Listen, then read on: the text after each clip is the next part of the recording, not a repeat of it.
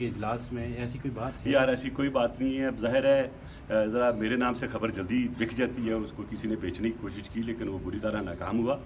मैंने कभी भी अपनी पाकिस्तान पीपल्स पार्टी की पॉलिसी के अगेंस्ट ना कभी बयान दिया है, ना कभी कोई ऐसी बात की है जो कि पीपल्स पार्टी के लिए कोई किसी किस्म की भी एम्बैरसमेंट हो।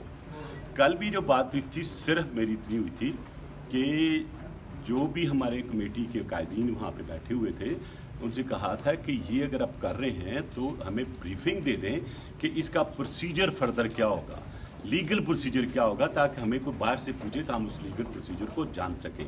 जहाँ तक तल्लक था मेरे सिग्नेचर्स का, हमारे सिग्नेचर इस अपोजिशन मीटिंग से बहुत पहले, चंद दिन पहले हो चुके थे, तो लिहाजा ये इल्ज़ाम लगाना कि मैंने दस्तखत करने से इनकार किया है वो कोई पागल ही कह सकता है। और मेरा ख्याल जिस रिपोर्टर के नाम से ये खबर बनाई गई उसने मुझे खुद फ़ोन किया, सर ये मेरा नाम उस्मान लिखा हुआ है, मैं विद अथॉरिटी कह सकता हूँ कि ये खबर मैंने नहीं चलाई।